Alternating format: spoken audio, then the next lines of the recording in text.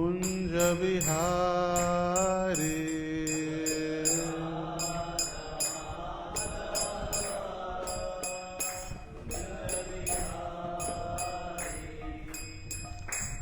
राधा माधव कुंज विहारी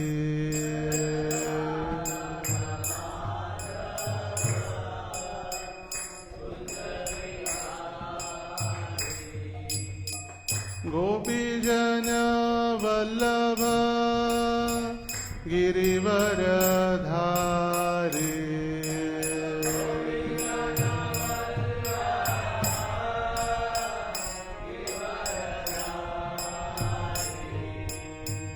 गोपीजन वल्लभ गिरिवरधारी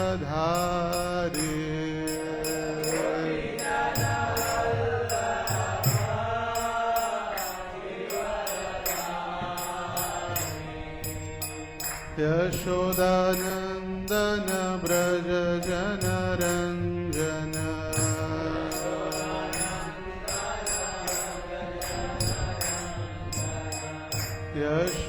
यशोदानंदन ब्रज जन रंजन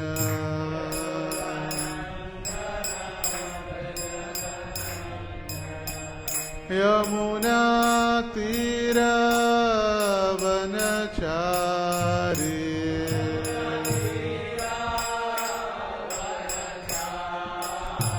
यमुना तीर वनचारी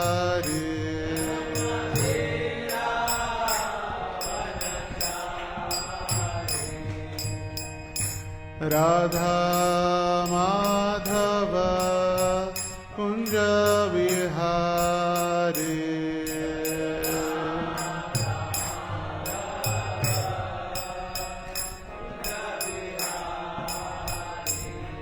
जय राधा दामोदर राधा दामोदर राधे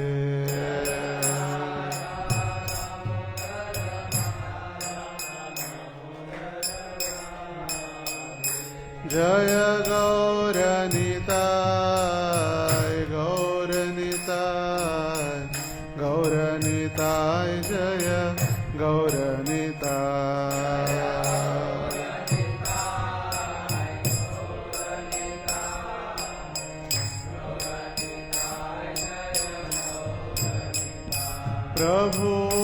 प्रभुपाद प्रभुपाद प्रभुपाद जय जय प्रभुपाद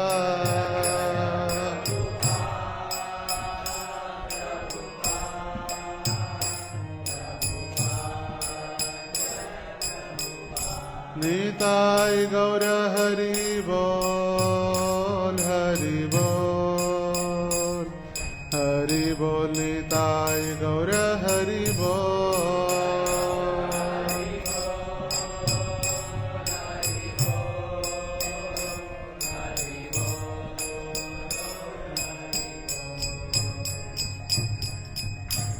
श्री हरिनाम संकीर्तन की जय। श्री श्री राधा दामोदर की जय। श्री श्री गौर निताय की जय। श्रील प्रभुपाद की जय। ग्रंथराज श्रीमद्भागवतम की जय। समवेत गौर भक्त वृंद की जय। निताय गौर प्रेमानंदे हरि हरि बोल। ओम नमो भगवते वासुदेवाय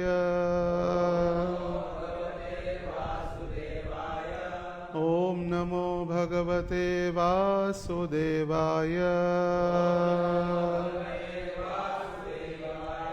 ओम नमो भगवते वासुदेवाय नारायणं नमस्कृत्यं नरं चैव नरोत्तमं देवीं सरस्वतीं व्यासं तथो जयं बुधिरये नष्टप्रायेषु अभद्रेषु नित्यं भागवत सेवया भगवते उत्तम श्लोके भक्तिर्भवते नैष्ठिके कृष्णाय वासुदेवाय देवकी नंदनाय च नंदगोपः कुमाराय गोविंदाय नमो नमः। हरे कृष्ण। सर्व भक्तांचं स्वागत आहे आजच्या प्रातःकालीन श्रीमद भागवत कक्षेमध्ये। कालपासून आपण श्रीमद भागवतातील 6वा स्कंद अध्याय क्रमांक 4 हंसगुह्य प्रार्थना नामक अध्याय किंवा प्रार्थना विशेष करून आपण प्रारंभ केलेले आहेत। आणि काल आपण पाहिलं की या अध्यायामध्ये विशेष करून 4 भाग आहेत। पहिल्या भागामध्ये परीक्षित महाराज सृष्टी आणि जीवांच्या उत्पत्तीविषयी त्यांना अधिक जाणून घेण्याविषयी ते प्रश्न विचारत आहेत, श्लोक संख्या 1 आणि 2 मध्ये। दुसऱ्या भागामध्ये दक्ष प्रजापतीच्या अवतरणाचं कारण आणि नंतर त्यांनी जीवसृष्टी कशा पद्धतीनं प्रारंभ केली त्याचं वर्णन श्लोक संख्या 3 पासून 17 पर्यंत आहे। आणि तिसऱ्या भागामध्ये दक्ष प्रजापतींची तपस्या, जेव्हा त्यांना कळालं की जितकी लोकसंख्या वाढवावी तितकी वाढली नाही आणि म्हणून त्यांना स्वतःला तपस्या करण्याची इच्छा झाली आणि त्यांनी संन्यास ग्रहण करून मंदराचल पर्वतावरती 5 कल्प त्यांनी तपस्या केली। आणि चौथ्या भागामध्ये दक्षांद्वारे हंसगुह्य प्रार्थना जी श्लोक संख्या 23 पासून 34 पर्यंत आहे। आणि 35च्या पुढं मग भगवंत अवतरित झाल्यानंतर भगवान नारायण आणि दक्ष प्रजापतींचा वार्तालाप। तर अशा पद्धतीनं हा अध्याय विभागलेला आहे। पण आपण अधिक मासानिमित्त विशेष करून हंसगुह्य प्रार्थना, हंसगुह्य जसं आपण काल ऐकलं, गुह्य म्हणजे कॉन्फिडेन्शियल, परमात्म्याला केलेल्या प्रार्थना। आणि हंसगुह्य म्हणजे हंस जसा पूर्ण रूपेण शुद्ध असतो, दूध आणि पाणी जरी त्याला मिक्स करून एकत्रित दिलं पण फक्त तो दूध घेतो आणि पाणी तसंच राहतं, त्याप्रमाणे अगदी शुद्ध अशा दक्ष प्रजापतींनी केलेल्या प्रार्थना आहेत। आणि काल आपण श्लोक संख्या 24-25 पर्यंत आपण प्रार्थना 23, 24 आणि 2च झालं ना, आज 25च्या पुढं। तर श्लोक संख्या 25 कृपया माझ्या मागे म्हणा। देहो सवोक्षा मनवो भूतमात्रा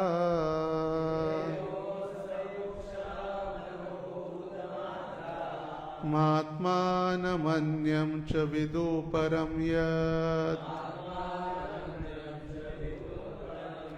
सर्वः पुमान् वेद गुणांश तज्ञो न वेद सर्वज्ञमनन्तमीडे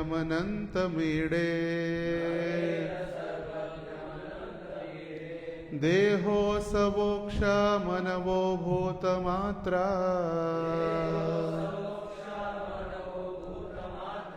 आत्मानमन्यं च विदुः परं यत् सर्वः पुमान् वेद गुणांश तज्ञो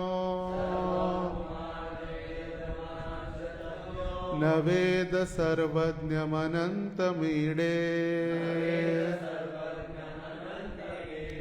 देहो सवोक्षा मनवो भूतमात्रा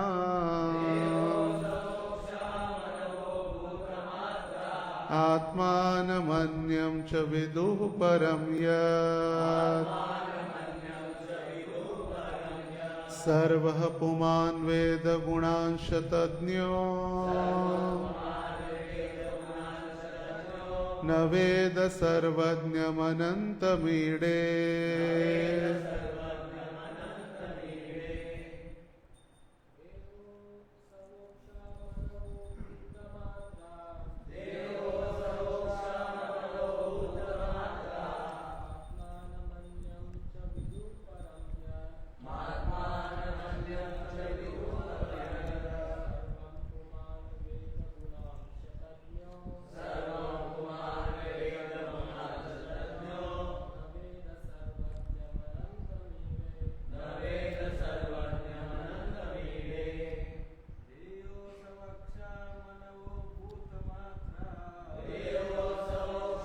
मनवो भूतमात्रा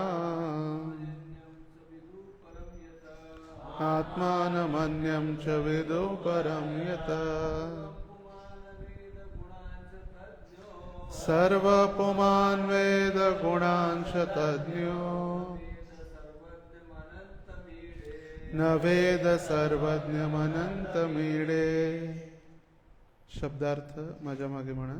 देह हा देह, असवः प्राणवायू, अक्षः विभिन्न इंद्रिये, मनवः मन ज्ञान बुद्धि तथा अहंकार, भूतमात्रां पाच महाभूते आणि इंद्रिय विषय, आत्मानं स्वतः, अन्यम इतर, च आणि, विदुः जाणतात, परम पलीकडे, यत जे, सर्वम सर्व काही, पुमान जीव, वेद जाणतो, गुणान भौतिक प्रकृतीचे गुण, च आणि, तज्ञ ते जाणून, न नाही, वेद जाणतो, सर्वज्ञम सर्वज्ञ, अनंतम अमर्याद, इडे मी प्रणाम करतो. अनुवाद आणि तात्पर्य. कृष्ण कृपा श्रीमूर्ती अभय चरणारविंद भक्ति वेदांत स्वामी श्रील प्रभुपादांच्या द्वारे. श्रील प्रभुपाद की जय. अनुवाद. शरीर, प्राणवायू, बाह्य आणि आंतरिक इंद्रिये, 5 स्थूल घटक आणि सूक्ष्म इंद्रिय विषय, शब्द, स्पर्श, रूप, रस आणि गंध हे सर्व जड पदार्थ असल्याने त्यांना त्यांचा स्वभाव आणि इतर इंद्रियांचा स्वभाव तसेच त्यांच्या नियंत्रकाचा स्वभाव यापैकी काहीही माहीत नसते. तथापि जीवात्मा आपल्या आध्यात्मिक स्वभावामुळे आपला देह, प्राणवायू, इंद्रिये, महाभूते तसेच इंद्रिय विषय हे सर्व काही जाणून घेऊ शकतो. तसेच या सर्वांच्या मुळाशी असणाऱ्या 3 गुणांचेही त्याला ज्ञान होऊ शकते. तथापि इतके सर्व ज्ञान संपादन करूनही तो परमात्म्याला पाहू शकत नाही. जो सर्वज्ञ आणि अमर्याद आहे म्हणून त्या परमेश्वराला मी सादर प्रणाम करतो. तात्पर्य. भौतिकवादी शास्त्रज्ञ भौतिक घटक, शरीर, इंद्रिय, इंद्रिय विषय तसेच प्राणशक्तीला नियंत्रित करणाऱ्या प्राणवायूपर्यंत सर्वच घटकांचे चिकित्सात्मक अध्ययन करू शकतात. परंतु तरीही त्या सर्वाहून श्रेष्ठ असा एक वास्तविक आत्मा आहे हे त्यांना समजू शकत नाही. दुसऱ्या शब्दात सांगायचे तर जीव चेतन असल्यामुळे सर्व भौतिक गोष्टी समजू शकतो, अथवा जेव्हा त्याला आत्मसाक्षात्कार होतो तेव्हा योगी ज्याच्यावर ध्यान करतात त्या परमात्म्यालाही तो समजू शकतो. तथापि जीवात्म्याने कितीही प्रगती केली तरीही तो परमेश्वराला समजू शकत नाही, कारण परमेश्वर 6 ऐश्वर्याने पूर्ण असून अनंत अमर्यादित आहेत. ओम अज्ञानतिमिरान्धस्य ज्ञानाञ्जनशलाकया चक्षुरोन्मीलितं येन तस्मै श्रीगुरवे नमः. नमो ओं विष्णुपादाय कृष्णप्रेष्ठाय भूतले श्रीमते भक्तिवेदांत स्वामिन् इति नामिने. नमस्ते सारस्वते देवे गौरवाणी प्रचारिणे निर्विशेष शून्यवादी पाश्चात्य देशतारिणे. जय श्री कृष्ण चैतन्य प्रभु नित्यानंद श्री अद्वैत गदाधर श्रीवास आदि गौर भक्त वृंद. हरे कृष्णा कृष्णा कृष्णा हरे हरे, हरे राम राम राम हरे हरे. हरे कृष्ण. तर काल दक्ष प्रजापतीने ज्या प्रार्थना केल्या त्यामध्ये सर्वात महत्त्वपूर्ण त्यांचा आशय जो होता, भगवंत अदृश्य रूपात जरी असले तरी मी त्यांना प्रणाम करतो, कारण भगवंत या भौतिक दृष्टीनं किंवा भौतिक इंद्रियानं त्यांना कधीही पाहणं शक्य नाही.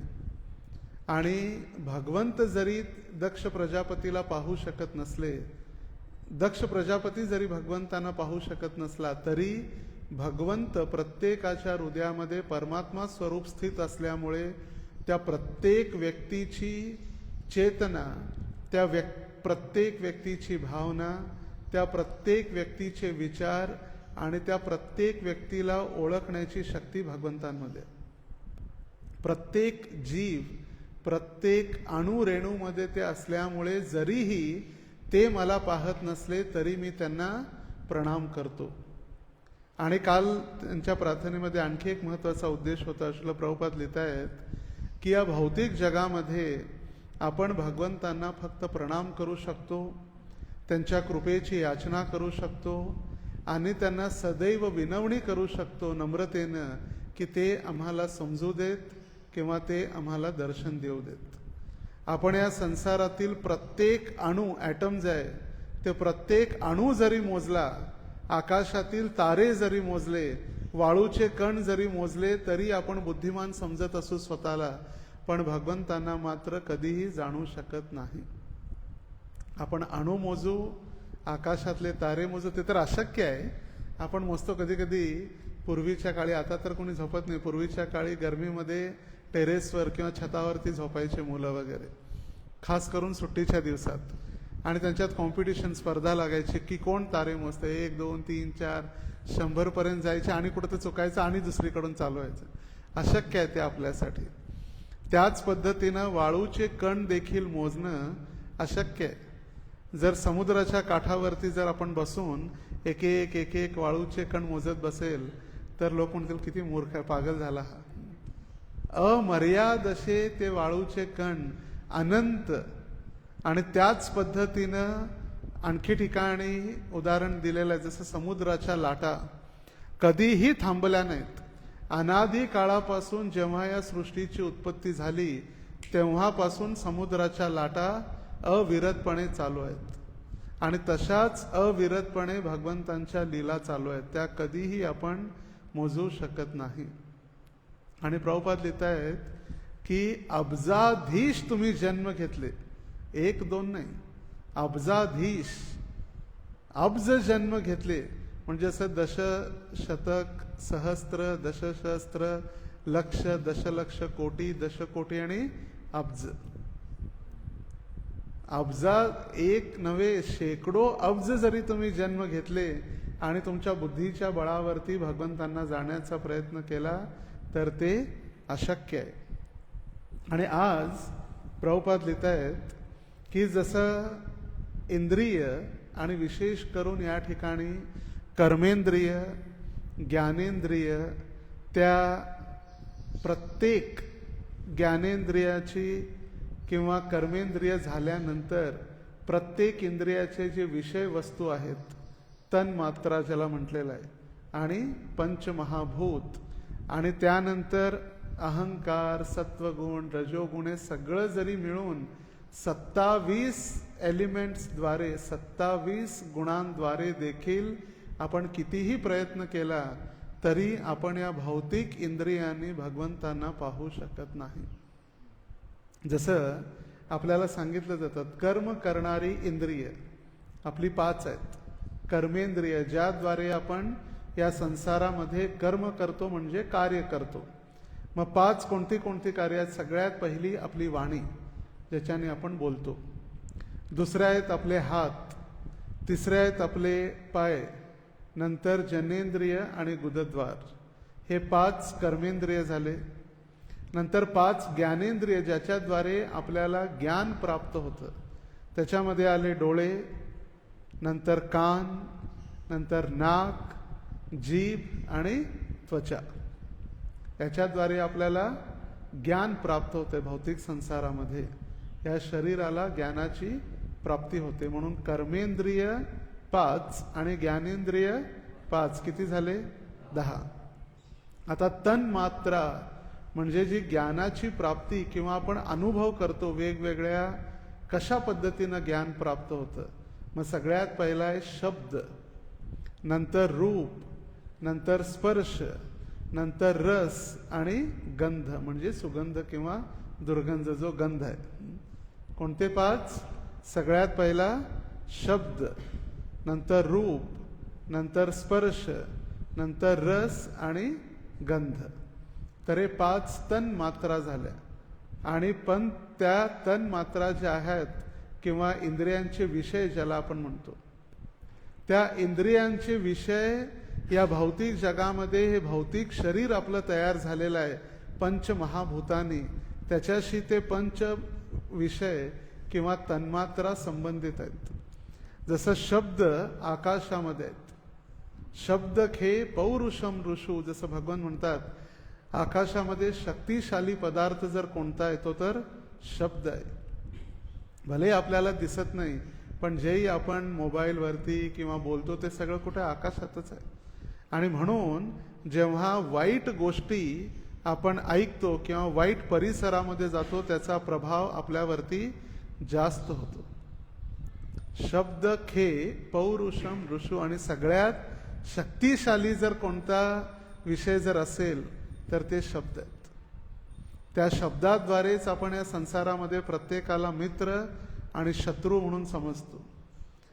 आपण बघितलेलं पण नसते कधी कधी, फक्त ऐकल्यानंतर आपलं मन दूषित होते. आणि म्हणून म्हटलेलं आहे, मायावाद भाष्य सुनिलो होईल सर्वनाश. आपण भगवंतांविषयी किती जरी ऐकलं, त्यांची कितीही सेवा केली, पण जर मायावाद जर भाष्य ऐकलं सुद्धा तरी आपलं मन विचलित होऊ शकतं आणि आपला नाश होऊ शकतं. आणि म्हणून सिद्धांत जर माहीत नसेल तर आपली भक्ती हवेमध्ये असल्यासारखी असते. जसं उदाहरण दिलं जातं, एका पंख्याखाली जर आपण एक कागदाचा तुकडा किंवा पैशाची नोट ठेवली आणि पंखा स्पीडमध्ये चालू असेल तर ती उडून जाते. तो कागद किंवा पैशाची नोट आरामात उडते. पण त्याच कागदावरती जर एक पेपर वेट किंवा एक दगड किंवा एक वस्तू जर आपण ठेवली तर ती उडत नाही. तशी आपली भक्ती किंवा आपली जी श्रद्धा आहे ती त्या कागदाप्रमाणे, आणि त्यावरती जर ज्ञानाचा सिद्धांत जर नसेल, ज्ञानरूपी वजन जर नसेल, तर आपली भक्ती मग डळमळीत होते. आणि मग सर्व देवी देवतांकडे आपण इकडे एकदा तिकडे एकदा सगळीकडे जातो मग, आणि ती स्थिर कृष्णाच्या चरणी भक्ती राहत नाही. आणखी एक उदाहरण दिलं जातं, ज्या पद्धतीनं समुद्रामध्ये काही मासे जे असतात ते फक्त वर तरंगणारे असतात, आणि काही मासे जे असतात अगदी खालीपर्यंत, अगदी खोल ते तरंगत असतात आणि राहत असतात. आणि जेव्हा काळाच्या रूपामध्ये एखादा पक्षी, घार किंवा घुबड वगैरे जे पक्षी असतात, विशेष करून घार किंवा गरुड, ते जेव्हा येतात समुद्रामध्ये, जे वरती तरंगणारे पक्षी किंवा जे मासे आहेत त्यांना उचलून आरामात घेऊन जातात. जे तळामध्ये आहेत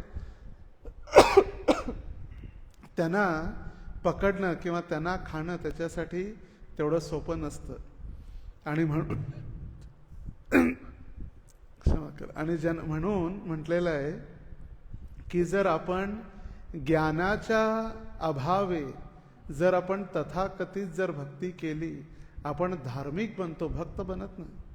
आणि त्या धार्मिक प्रवृत्तीमध्ये किंवा धार्मिक अवस्थेमध्ये कुणीही त्या पक्षी रूपामध्ये येऊन ती माया असो किंवा मायावाद असो, शून्यवाद असो, आपल्याला उचलून घेऊन जातं.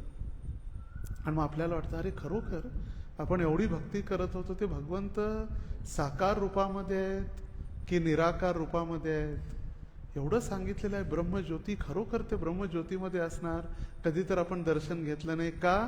आपण सिद्धांत वेळी झोपा काढतो म्हणून. सिद्धांत ऐकण्यासाठी आळस आला त्यावेळी आपली भक्ती सिद्धांतिक राहत नाही. आणि म्हणून सिद्धांत सुनिया न करिहो आलस. ज्यावेळी सिद्धांत ऐकतेवेळी आपण आळस केला की मग ऑटोमॅटिक आपली भक्ती अशी पत्थर की लकीर नाही, पाणी की लकीर होऊन जाते. मग पाण्यावरती जेव्हा कोणी लकीर ओढतो ती टिकते का?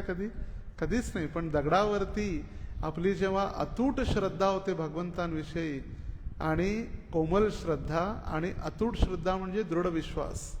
आता कोमल श्रद्धा आहे, भगवंतांविषयी पण आपण ऐकतो आणि कुणाविषयी पण ऐकतो, आणि मग आपली स्थिरता राहत नाही. आणि म्हणून सगळ्यात शक्तिशाली जर जे काही आहेत ते आहेत शब्द. शब्द खे पौरुषम ऋषू. तर शब्द कुठं आहेत? आकाशामध्ये. नंतर रूप अग्नी. अग्नीचं जे रूप आहे ज्वाला, अग्नी आणि पंचमहाभूतामध्ये आपले जे तन्मात्रा आणि पंचमहाभूतामध्ये अग्नी. स्पर्श. स्पर्श कशामध्ये आहे? वायूमध्ये आहे. वायू जेव्हा वाहतो आपल्याला स्पर्श होतो का नाही? हवा लागायला ना शरीराला, तो स्पर्श आहे वायूचा. नंतर रस कशामध्ये आहे? रस कशामध्ये आहे? प्रसादामध्ये. पंचमहाभूतामध्ये प्रसाद नाही आहे, पंचमहाभूतामध्ये जल आहे. रसोहम अप्सु कौंतेय प्रभास्मी शशी सूर्यो. पाण्याचा जो स्वाद आहे, जो कधी कळते आपल्याला? येत्या 25 तारखेला निर्जल एकादशी आहे, आणि 26 तारखेला जेव्हा आपण सकाळी पाणी पितो तेव्हा कळते पाण्याचा खरोखर किती रस आहे. रसो अहम अप्सु कौंतेय, पाण्याचा रस.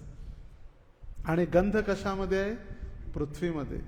ज्यावेळी पहिला पाऊस किंवा अगदी उन्हाळ्यानंतर जेव्हा पाऊस पडतो, आणि विशेष करून जे अवकाळी पाऊस पडतात त्यावेळी अगदी कडक उन्हाळा असतो, आणि पाऊस पडल्यानंतर जो मातीचा सुगंध असतो आणि जो गंध. तर 5 तन्मात्रा विषयवस्तू आणि 5 पंचमहाभूत. तर 5 कर्मेंद्रिय, 5 ज्ञानेंद्रिय, 5 विषयवस्तू, तन्मात्रा आणि 5 पंचमहाभूत. किती झाले? 20. 21वी आहे आपली बुद्धी, किंवा ज्याला महत म्हटलेलं आहे, महत तत्व बुद्धी. नंतर 22वा आहे आपला अहंकार. 23वा आहे सत्वगुण. 24वा आहे रजोगुण. 25वा आहे तमोगुण. 26वा आहे आपलं मन. 27वी आहे आपली आत्मा. तर 27 एलिमेंट जे आहेत त्या प्रत्येक मिळून ते 27, आणि आपलं शरीर 28वा पकडा. हे सगळ्यांनी जरी आपण प्रयत्न केला तरीही भगवंतांना आपण जाणू शकत नाही. फक्त एकाच द्वारे आपण भगवंतांना जाणू शकतो, ती म्हणजे भगवंतांची भक्ती. आणि म्हणून भगवंत भगवद्गीतेच्या 3ऱ्या अध्यायात वर्णन करतात, इंद्रियाणी पराण्याहुर इंद्रियोभ्यो परम मनः मनस्तस्तु परावृष्टी यो बुद्धी परतस्तु सह. प्रत्येक इंद्रिय जे आहे हळूहळू हळूहळू त्याची जी सटलता आहे, सूक्ष्मता, ती वाढत जाते, आणि सगळ्यात सूक्ष्म जे आहे मन. आणि म्हणून प्रभुपाद काल तात्पर्यामध्ये लिहित होते, आपण मनाच्या गतीनं जरी धावलो, मनाच्या गतीनं जरी प्रवास केला, किंवा हवेच्या गतीनं, वायूच्या गतीनं जरी प्रवास केला, तरी सुद्धा आपण भगवंतांना जाणू शकत नाही. तर भगवद्गीतेचे सिद्धांत आहेत कर्मेंद्रिय, ज्ञानेंद्रिय, त्यांचे विषय वस्तू किंवा तन्मात्रा, पंचमहाभूत. आणि पंचमहाभूतामध्ये जे रस आहे ते प्रसादामध्ये नाही, कशामध्ये आहे? पाण्यामध्ये. रसोहम अप्सु कौंतेय. आणि म्हणून प्रभुपाद लिहित आहेत की भौतिक घटक, शरीर, इंद्रिय, इंद्रिय विषय, प्राणशक्तीला नियंत्रित करणारा प्राणवायूपर्यंत सगळ्याचं रिसर्च करू शकतात सायंटिस्ट आणि डॉक्टर, पण ते आत्म्याचं रिसर्च कधी करू शकले नाहीत आणि ते कधी करूही शकणार नाही. आणि आत्म्याच्या पलीकडं त्याच हृदयामध्ये राहणारा एक परमात्मा सुद्धा आहे, जो या शरीराला चेतना किंवा चालना देणार आहे, शक्ती प्रदान करणार आहे. आणि ज्यावेळी त्या आत्म्यानं निर्धार केला की बाबा आता शक्ती द्यायचं बंद करून टाकायचं, तर आत्मा ते शरीर सोडून देतं. म्हणून सगळ्याची औषधं काढलेत, खरं मृत्यूचं औषध आहे का अजून? आणि म्हणून भगवंत म्हटलेलं आहे की 2 वेळी हसतात. तसं भगवंत कायमच आपल्याला बघून हसतात, आपली मूर्खता बघून प्रत्येक वेळी. पण विशेष करून भगवंत कधी हसतात? ज्यावेळी 2 भाऊ आपल्या प्रॉपर्टीसाठी भांडतात. 2 एकर किंवा 5 एकर जागा, माझी 2.5 तुझी 2.5, या बांधाच्या पलीकडे तुझी, या बांधाच्या पलीकडे माझी. का हसतात भगवंत? कारण पूर्वी वैदिक काळामध्ये किंवा पूर्वीच्या काळी एक छत्र सम्राट, ज्यांनी संपूर्ण पृथ्वीचे एक राजा होते, त्यांचं आज कुणी नाव सुद्धा आठवत नाही. आणि ते 1 गुंठा आणि 500 स्क्वेअर फूटसाठी भांडणं चालू आहे. आणखी एक दुसरं कारण जेव्हा भगवंत असतात, ज्यावेळी कोणी व्यक्ती आजारी पडतो त्यावेळी डॉक्टर म्हणतात काही काळजी करू नका, आम्ही आहे. पण त्यांना कळून चुकतं की आता आपल्या पण हातात नाही, तर अभी सब कुछ ऊपर वाले के हात नाही. जर डॉक्टरांच्याच हातात सगळं असलं असतं तर डॉक्टरांच्या घरातून कधीही अंत्ययात्रा निघाली नसती. ज्यावेळी डॉक्टर जरी एक्सपर्ट हार्ट स्पेशालिस्ट असला, त्याला जर काय आजारपण आलं त्याला दुसऱ्या हार्ट स्पेशालिस्टकडे जावं लागतं, तो स्वतः करत नाही. जसं काल आपण ऐकलं, आपण भगवंतांना पाहू जरी शकत नसलो तरी भगवंत आपल्याला पाहतात. जसं डोळ्यांनी आपण हात पाहू शकतो, पण हात आपले डोळे पाहू शकत नाहीत. पाहू शकतात का डोळे? हाताने दिसतंय? जर डोळे बंद करून रिक्षा चालवली तर व्यवस्थित जाते का? नाही, हात बघायला की हाताने चालवली रिक्षा, डोळ्याची काय गरज आहे? आणि म्हणून प्रभुपाद लिहितायत की आपण कितीही जरी प्रगती केली तरी परमेश्वराला आपण आपल्या या बुद्धीनं समजण्याचा प्रयत्न करू शकत नाही. तर मग प्रश्न असू शकतोय की जर समजू शकत नाही तर मग काय पर्याय आहे की मग काय पर्यायच नाहीये? तर सगळ्यात मोठा पर्याय जो भगवंत भागवताच्या 2ऱ्या स्कंदात वर्णन करतात, यावानहम यथा भावो यद्रूप गुणकर्मकः तथैव तज्ञ विज्ञान मस्तु ते तत् अनुग्रहात. भगवंत स्पष्ट लिहितायत या श्लोकामध्ये, माझे संपूर्ण स्वरूप म्हणजेच माझे वास्तविक रूप, माझे दिव्य अस्तित्व, गुण, लीला हे सर्व माझ्या अहैतुकी कृपेने तुमच्यामध्ये यथार्थ अनुभूतीद्वारे जागृत होते, फक्त अहैतुकी कृपेमुळे. आपण जसं सूरदास नामक जे संत झाले ते आंधळे होते आणि भगवंतांच्या दर्शनासाठी जायचे. दर्शन दो घनश्याम नाथ मेरे अखिया प्यासी रे. त्यांना लोक चिडवायचे, मुलं चिडवायचे, म्हणजे आंधळा आहे तुला आणि काय दिसते, कशाला इथं गर्दीत तडपडायला येतो बांकी बिहारी पाशी. ते म्हटले भले मी आंधळा असलो तरी काय झालं, भगवंतांना तर दिसतंय ना. भगवंतांना दिसलं तर बस आहे, बाकी कुणाला दिसो अगर न दिसो. जसं जीव गोस्वामी प्रार्थना करतात, संसारामध्ये मला कुणीही चांगलं म्हणो, माझी स्तुती करो, माझी ऐश्वर्याचा गुणगान करो, मला काही फरक पडत नाही. जर भगवंत माझ्यावर प्रसन्न नसले तर याचा काय फायदा? तुच्छ आहे. संसारातील प्रत्येक व्यक्तीने माझा गुणगौरव केला, पण भगवंत जर माझ्यावरती नाराज असले किंवा गुरु आणि कृष्ण जर माझ्यावरती त्यांचा आशीर्वाद नसेल तर ते सगळं व्यर्थ आहे. आणि त्या उलट जर गुरु आणि कृष्ण माझ्यावर प्रसन्न असतील आणि सगळा संसार माझ्यावर थू थू करत असेल, थुकत असेल, तरी मला फरक पडत नाही. आपलं तसं नाही. आपल्याला संसाराला प्रसन्न करायचं आहे, आपल्याला भगवंतांना नाही, आपल्याला गर्दीला प्रसन्न करायचं आहे. आणि म्हणूनच गर्दीत कीर्तन, गर्दीत सेवा, गर्दी भाव. बाकीच्या वेळी 365 दिवस भगवंत आहेतच की. जर भगवंतांना प्रसन्न करायचं असेल तर गर्दी असो नसो, किती दिवस आरती, काय दिवसभर जरी कीर्तन केलं तरी चांगलंच आहे ना. भगवंतांसाठी करत असतो आपण. मग गर्दी जेव्हा वाढते तेव्हाच आपल्याला कीर्तन, सेवा किंवा जे काही असेल, मग ते कुणासाठी, गर्दीसाठी की भगवंतांसाठी? याचा अर्थ असा नाही की आपण फक्त भगवंतांप्रती अपराध करतोय. आपण भगवंतांना एकतर दगड समजतोय किंवा भगवंत इथं नाहीत हे आपण निर्धार केलेला आहे. फक्त जर गर्दीभाव असेल तर आपण भगवंतांना एक पाषाण किंवा भगवंतांची इथं उपस्थिती नाही. आणि जे भजन जे आहे ते भजन भगवंत आणि भक्त त्यांच्यातच केलं जाते, समाजासमोर नाही. आणि म्हणून भागवतच्या या 4थ्या स्कंदामध्ये वर्णन आहे मलयध्वज राजाचं वर्णन आणि त्यांची पत्नी जी सुंदर कमलनयनी पत्नी होती.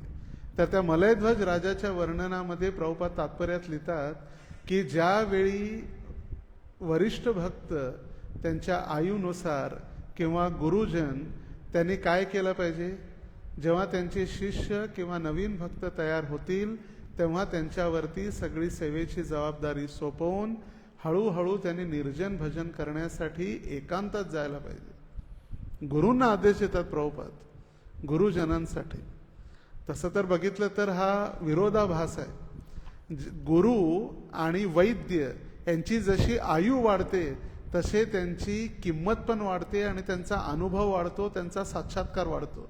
पण प्रभुपाद लिहित आहेत की एक वरिष्ठ भक्त किंवा गुरु त्यांनी एकांत निर्जन भजनसाठी प्रवेश केला पाहिजे जनतेपासून. आपलं उलट आहे. आपलं जास्त जनता, जास्त प्रजा, तिथं आपल्याला वाटते की आपलं भजन व्हायला. मग ते भजन नाही आहे, ॲडव्हर्टाइजमेंट आहे. आपण भगवंतांना प्रसन्न करण्याऐवजी आपण जनतेला, जनता जनार्दनला प्रसन्न करण्याचा प्रयत्न करत, जनार्दनला नाही, जनता जनार्दनला. आणि म्हणून प्रभुपाद लिहित आहेत आपण भगवंतांना न समजण्यामागचं कारण भगवंत षड ऐश्वर्य पूर्ण आहेत आणि आपण 4 गुणांनी सदैव आपली इंद्रिय अपूर्ण आहेत. आपण फसवतो आपली अपूर्ण इंद्रिया आणि आपण सदैव विचलित असतो. आणि भगवंत मात्र षड ऐश्वर्य पूर्ण, ज्ञान, वैराग्य, तुम्ही काही म्हणा, त्याच्यामध्ये एकदम एक्सपर्ट आहेत. म्हणजे सुंदरता आपल्याला वाटतं मी फार सुंदर आहे, पण भगवंतांच्या सुंदरते पलीकडे काहीच नाही. जेव्हा सगळ्यात मिस वर्ल्ड किंवा मिस युनिवर्स या संसारातली, तिला वाटते की मी संसारात मिस युनिवर्स आहे, पण जेव्हा स्वर्गातील अप्सरा तिला पाहतात त्यांना वाटतं इतर माकडाच्या तोंडासारखी आहे. जेव्हा वैकुंठातल्या लक्ष्मी त्या स्वर्गातील अप्सरांना पाहतात त्यांना वाटतं ही माकडासारखी आहेत. आणि त्याच्या पलीकडं गोलोक एव निवसती अखिलात्मभूतो, गोलोक नामनी निज धामनी, त्या धामामध्ये ज्या गोपी आहेत त्यांची तर सुंदरता त्या लक्ष्मींच्याही 1000 गुणा पलीकडे, त्यांची बरोबरी कधीच करता येत नाही. आणि म्हणून लक्ष्मी सहस्त्र शतसंभ्रम सेव्यमानम, लाखो लक्ष्मी गोलोक धामामध्ये त्या गोपींच्या सेवेसाठी तत्पर आहेत. लाखो लक्ष्मी, 1-2 नाही, लक्ष्मी सहस्त्र, शत, सहस्त्र म्हणजे 1000, शत म्हणजे 100, तर त्याचं कॅल्क्युलेशन केलं की लाखो होतंय, लाखो. बरोबर? 1000 गुणिले 100 किती? लाखो मध्ये होते. लाख नाही, लाखो. लक्षावृतेषु सुरभीर अभिपालयंतम, त्यांच्या सेवेसाठी ते तयार आहेत. श्लोक संख्या 26. यदोपरामो मनसो नाम रूप,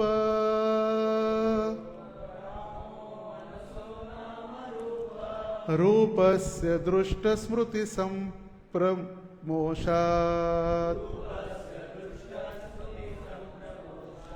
यते केवलया संस्वस्थया, हंसाय तस्मै शुचि सद्मने नमः.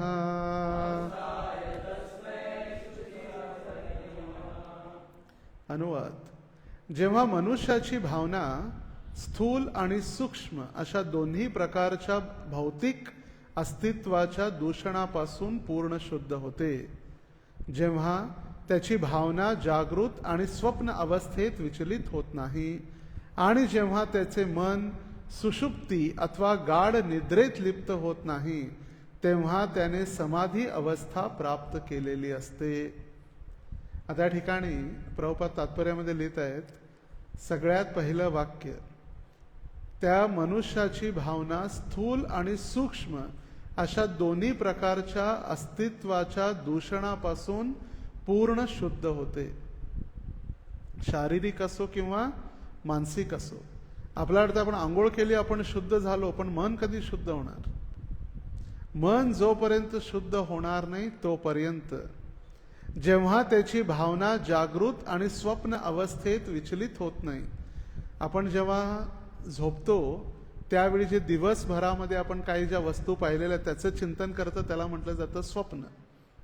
पण दिवसा जे आपण राहतो ते पण एक स्वप्नच आहे.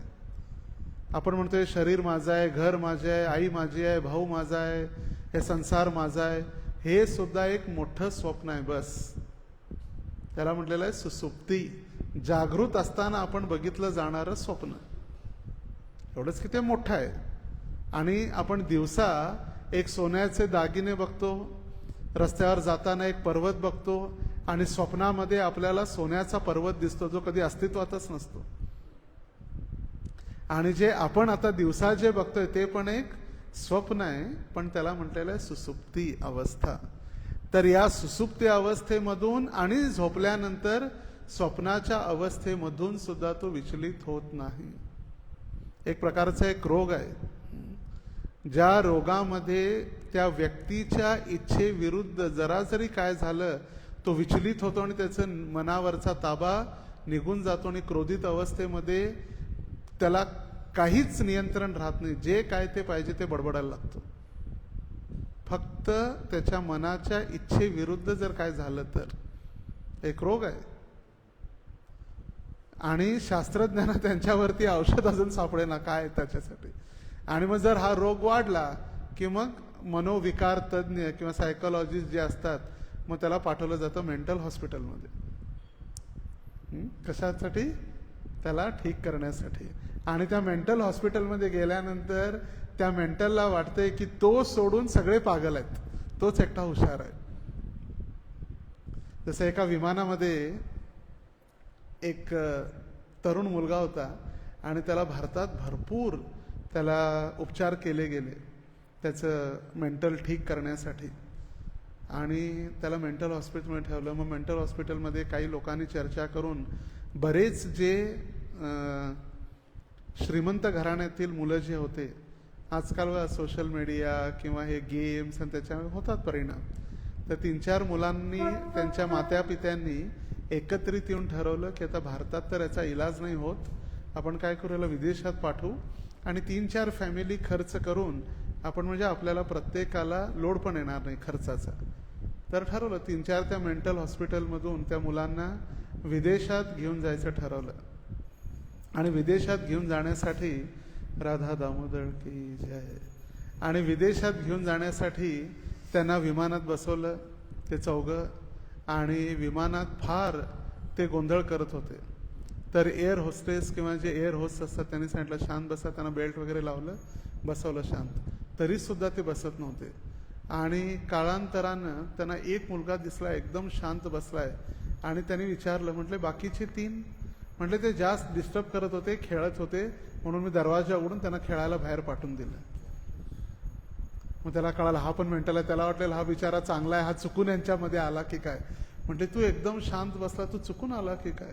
आता बघा, विमान आकाशात 35,000 फूट उंचीवरती आहे, त्याने दरवाजा उघडून तिघांना म्हटलं बाहेर खेळायला पाठवून दिलं. त्यांना कळालं हे पण त्यांच्यापेक्षा महापागल आहे. तर आपली स्थिती तशी आपल्याला वाटतं फार महान हुशार आहे, पण भगवंतांच्या बुद्धीच्या पलीकडे आपण कधी जाऊ शकत नाही. आणि म्हणून ते भगवंतांची जी बुद्धी आहे त्या बुद्धीनं आपल्या या दुर्बुद्धीला सेवेत लावण्याचं कार्य भगवंत आपल्या प्रामाणिक प्रतिनिधी ज्यांना आपण गुरु म्हणतो. आणि गुरु या शब्दाचा अर्थच आहे की आपल्यापेक्षा ते जास्त जाणतात, आपल्यापेक्षा जास्त जाणतात, म्हणून त्यांना गुरु म्हटलेलं आहे. सगळ्यात सिंपल जर व्याख्या, तशा तर गुरूंच्या व्याख्या असंख्य आहेत. एक सिंपल व्याख्या आपल्यापेक्षा जे जास्त जाणतात आणि आपली चेतना, आपली बुद्धी आणि आपली विवेकी बुद्धी बघून ते आपल्याला सेवेमध्ये लावण्याचा प्रयत्न करतात. पण आपल्याला वाटते की मला ही सेवा का आणि त्याला ती वरची सेवा का. आता जशी बुद्धी भगवंतांनी भगवद्गीतेत स्पष्ट केलेलं आहे, चातुर्वर्णे मया सृष्टम गुण कर्म विभागश. या जाती आणि धर्म तर आपण तयार केले, भगवंतांनी नाही. जाती आणि धर्म तथाकथित आपण तयार केले, पण भगवंतांनी त्याचे गुण आणि कर्मानुसार हे 4 आश्रम आणि 4 वर्ण तयार झाले. आणि म्हणून मन असो, मानसिक शुद्धता आणि शारीरिक शुद्धता दोन्ही झाल्यानंतर, स्वप्न असो किंवा सुसुप्ती असो, त्यानंतर त्याची भौतिक दृष्टी आणि मनातील स्मृती नष्ट होते. भौतिक दृष्टी नष्ट होते म्हणजे तो आंधळा होत नाही. त्या भौतिक जगात जे मायेपासून आकर्षण आहे ते आकर्षण त्याचं बंद होतं आणि तो सर्वत्र भगवंतांचं दर्शन करू लागतो. शुनीचैव स्वपाकेच पंडिता समदर्शिना. त्याला हत्ती असो, कुत्र असो, ब्राह्मण असो, कुत्र्याचा मांस खाणारा चांडाळ असो, सगळ्यामध्ये त्याला परमात्माचं दर्शन होऊ लागतं. अशा दृष्टी आणि स्मृतीमुळेच विभिन्न नावे आणि रूपे प्रकट होत असतात. केवळ अशा समाधी अवस्थेतच पूर्ण पुरुषोत्तम भगवंतांचा साक्षात्कार होऊ शकतो. आणि एवढं शुद्ध झाल्यानंतर आपल्याला साक्षात्कार होणार आहे. आपल्याला कळतं सकाळी थोडं जप करा, एक ठिकाणी बसून पंचाकल्पतरुभ्यस्त करा, दिवसभर सगळ्यांच्या प्रति अपराध, निंदा, वैष्णव निंदा, व्यापार, चुकीचे कार्य करा, आपल्याला होते, झालं की. मग ते काय झालं, नामनो बलात यस्यही पाप बुद्धी. नामाच्या बळावरती पाप करणे. आणि म्हणून आपलं हृदय शुद्धीकरण होत नाही, याच कारणासाठी की आपण फक्त भौतिक दृष्ट्या वस्तूंना मोजण्याचा प्रयत्न करतो, आंतरिक नाही. पण गुरु आणि कृष्ण त्या व्यक्तीची आंतरिक चेतना बघतात. जसं उदाहरणार्थ पाण्याची बाटली आहे. आपण पाण्याची बाटली जेव्हा एका रस्त्यावरती दुकानात घेतो, 1 लिटर बाटली कितीला भेटते? 20 रुपये. तीच बॉटल एका चांगल्या हॉटेलमध्ये 50 रुपयाला भेटते. तीच बाटली एका एअरपोर्टवरती 100 रुपयाला भेटते. 100 ते 200 रुपये रेट आहे एअरपोर्टवरती. पाण्याची बाटली तीच आहे. आणि तीच बाटली एका 5 स्टार हॉटेलमध्ये 500 रुपयाला भेटते. बाटली 20, 50, 100 आणि 500. पाण्याची बाटली बदलली नाही, तिचं स्थान बदललं. जेव्हा आपण भौतिक दृष्टीतून, भौतिक लोकांच्या सानिध्यातून आध्यात्मिक लोकांच्या सानिध्यात येतो, त्यावेळी आपण भगवंतांची किंमत ओळखू शकतो. आपण जे दारुडे, नशा करणारे किंवा भौतिकवादी लोकांच्यात राहिल्यावर काय भगवंतांची किंमत कळणार आहे आपल्याला? त्यांना काय नसते यार, भगवद्गीता काय नसते. एकदा मेल्यावर कोण बघितलंय? कोण आहे? देव बघितला का तू कधी? मूर्ख आहे तू. त्याला प्रचार केला जातो. यावम जीवेत सुखम जीवेत तृणम कृत्वा घृतम पिबेत भस्मीभूतस्य देहस्य कुतः पुनरागमनो भवेत. एकदा हे शरीर जळून गेल्यानंतर कोण कुठला देव बी बघितलंय? चल कर्ज काढा, मस्त खाऊन पिऊन एकदम, खाईन तर तुपाशी नाही तर उपाशी. मग ती झाली 20 रुपयाची बाटली. ते सगळं शाळेत सांगितलं जाते, नमस्कार करा, पसायदान म्हणा, आता विश्वात्मके देवे. मग ते पसायदान किंवा सुविचार आध्यात्मिक शिकवलं जातं. मग तिथं आपली किंमत थोडी भगवंतांविषयी वाढते, आस्था. 50. मग आपण कुठल्या तर मंदिरात किंवा धार्मिक गुरूंच्या संगतीत येतो, त्यावेळी तिथं 100. आणि मग जेव्हा शुद्ध गुरूंच्या संपर्कात आणि शुद्ध वैष्णव संप्रदायात येतो, तेव्हा कळते की भगवंत कोण, परमात्मा कोण, भक्ती म्हणजे काय, भगवंतांना प्राप्त करण्याचा मार्ग काय, शुद्ध भक्ती म्हणजे काय, मिश्र भक्ती म्हणजे काय, हे जेव्हा कळते तेव्हा आपल्याला कळू लागतं की भगवंतांची खरोखर भक्ती म्हणजे काय. आणि तेव्हा आपलं जे भगवंतांना पाहायचं जे दृष्टिकोन होता बदलतो आणि किंमत मात्र 500च्या पलीकडे जाते. बरोबर? म्हणून आपण कुणाच्या संगतीत असतो, कधी कधी भक्तीत आल्यानंतर सुद्धा सगळेच भक्त भक्ती करायसाठी येत नाही धोती कुर्ता घालून. उद्देश त्यांचा वेगळा आहे. उद्देश कुणी पाहण्यासाठी येतात, काय करतात, कुणी बघण्यासाठी येतात, काय चाललंय, कुणाला तरी त्यांचं स्वार्थ साधून घ्यायचं आहे त्यासाठी येतात, कुणाला भक्तीमध्ये आल्यानंतर काहीतरी कमाई होते काय ते बघायसाठी येतात. चला मंदिरात जास्त गर्दी असते, इथं रिक्षा लावल्यावर ऑटोमॅटिक नंबर लावायला लागणार नाही, चांगले गिराईक भेटतील इथंच. बाहेर जर स्टँडवर लावतं नंबर लावा लागतील, त्यापेक्षा इथं चांगली गर्दी असते. मंदिराच्या बाहेर बघा जेव्हा अनाऊन्समेंट वगैरे होते फेस्टिवल आहे, न बोलवता आपोआप वेंडर्स येतात, खेळणी, फोटो, जन्माष्टमी असो किंवा आरोड्याचे पाहिले 26 जानेवारीला माहीत आहे पूर्ण सांगली जिल्ह्यात की 26 जानेवारी आरोड्याचा हरे कृष्ण उत्सव आहे. पूर्ण जत्रा भरल्यासारखी जत्रा भरते. आईस्क्रीमच्या गाडे, नंतर खेळण्या, नंतर ते वेगवेगळे सर्कस, बावल्या, जे मार्केट पूर्ण एक गल्लीभर तर मार्केटच तयार होते. आम्ही त्यांना कधी आमंत्रण दिलेलं नसते, पण त्यांना माहित आहे तो व्यापार होणार. तर प्रत्येकाचा हेतू वेगळा आहे. पण या ठिकाणी दक्ष प्रजापती स्पष्ट करतायत की मानसिक, शारीरिक, आत्मीय सगळे हेतू जोपर्यंत शुद्ध होत नाहीत तोपर्यंत भगवंतांची प्राप्ती होणं प्राय असंभव आहे. आणि म्हणून मनाची भटकंती आणि या भौतिक जगामध्ये जसं जोपर्यंत आपलं मन या भौतिक जगामध्ये फिरत राहणार, अर्जुन सुद्धा म्हटलं भगवंता त्या वाहत्या वायूला मी नियंत्रण करू शकतो, पण चंचलही मनः कृष्ण प्रमादी बलवत दृढम, एवढं बलशाली हे मन आहे, त्या मनाला नियंत्रण करणं कठीण आहे. आणि म्हणून सगळ्यात कठीण जर काय असेल भक्तिमय जीवनामध्ये त्या मनाला नियंत्रण करणं. कारण का ते मन सुद्धा भगवंत आहेत. इंद्रियाणाम मनश्य अस्मी स्थावराणाम हिमालय. जर भगवंतांसमान शक्तिशाली जर मन असेल तर आपल्याला किती शक्ती लावावी त्या मनाला नियंत्रण करण्यासाठी. प्रभुपादांना विचारलं गेलं, प्रभुपाद स्वामीजी भगवंत असा एक मोठा पर्वत किंवा एक मोठा दगड तयार करू शकतात का? ते स्वतः उचलू शकणार नाहीत. प्रभुपाद म्हणले ते तयार पण करू शकतात आणि उचलू पण शकतात, त्यांची बरोबरी आपण कधीच करू शकत नाही. ते माउंटन तयार पण करू शकतात आणि ते स्वतः उचलू पण शकतात. आणि म्हणून सगळ्यात महत्त्वाचं आपण या संसारामध्ये जे पाहतो, जे ऐकतो, ज्याचा अनुभव करतो, त्याचे संस्कार आपल्या मनामध्ये साठत जातात. म्हणून आपण कुणासोबत बसतो, कुणासोबत उठतो, कुठं राहतो, कुणाच्या संगतीत राहतो फार आवश्यक आहे. रोज आम्ही तर त्याच्यासोबत राहतो फक्त, पण त्याचा जो स्वभाव किंवा जो वोरा आहे, जे आकाशामधले जे शब्द आहेत, रोज फक्त मी गाणी ऐकतो, पिक्चर नाही बघत. गाणी ऐकल्यानंतर पण काय, जे रजोगुण आहे, रजोगुण शरीरात वाढत गेला तर त्या रजोगुणामध्येच तर काम आणि क्रोध लपलेला आहे. रजोगुण समुद्भव काम एषः क्रोध एषः, ते लपले कशात? रजोगुणामध्ये.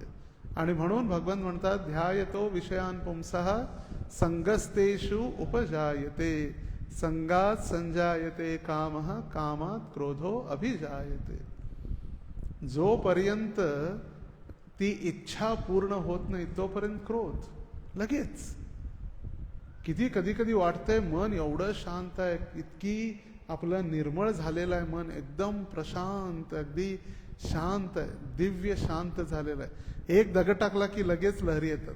तसंच एक थोडी इंद्रिय तृप्ती आपली कमी झाली की तो लगेच व्यक्ती विचलित होऊ लागतो.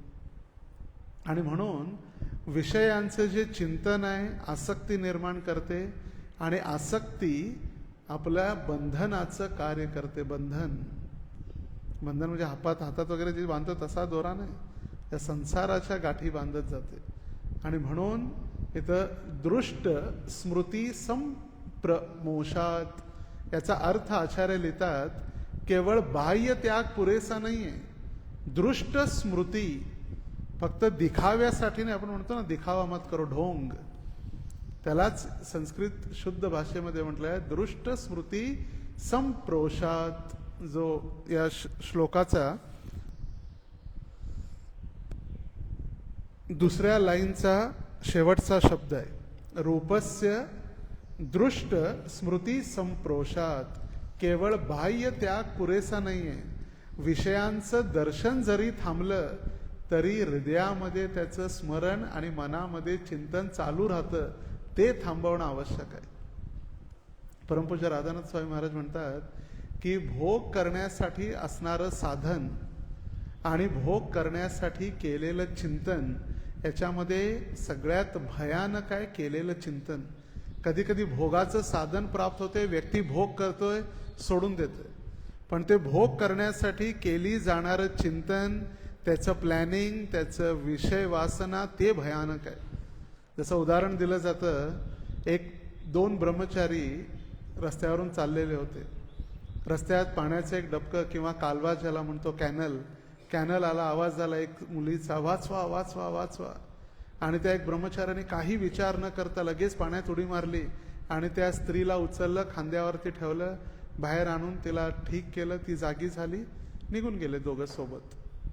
दुसरा अर्धा पाऊण तास 1 तास झाले चालत गेले, समजा सोलापूरहून पार मोहोळपर्यंत पोचले चालत, आणि तरी दुसरा एकदम टेन्शनमध्ये, त्याचा असं काय तर अशा हाताचे काय तर विचार. तर त्या पाण्यात त्या मुलीला वाचवलं. त्याने विचारलं काय झालं? म्हटलं काय? अरे तू कसं काय त्या मुलीला वाचू शकतो? आपण तर ब्रह्मचारी आहे आणि तू कसं काय पाण्यात तिला उडी मारला, ओल्या स्त्रीला उचलून आणलं? म्हटलं मी तर ब्रह्मचारी आहे, मी तिला उचलून आणलं, काठावरती सोडलं, मी विसरलो, पण तू कसला ब्रह्मचारी? म्हणजे तिला इथपर्यंत घेऊन आला मनातून, मनापासून तू तिला इथपर्यंत घेऊन आला. त्यामुळे भोग करणं आणि भोगाची इच्छा असणं, आणि ती भोग इच्छाच आपल्याला क्रोधाचं सगळ्यात कारण आहे. कारण मी हा अहंकाराला जेव्हा ठेच पोचते त्यामुळे आपण प्लॅन करतो, माझ्या अहंकाराला ठेच पोचू नये म्हणून. आणि म्हणून भक्तीमध्ये सुद्धा केलेले प्लॅनिंग ही भोग वासनाच आहे. मला हे आवडतंय म्हणून भगवंतांना आज हे बनवू आपण, आज गुलाबजामुन बनवा भगवंतांना. अरे नाव भगवंतांचं, खायला तुला पाहिजे ना.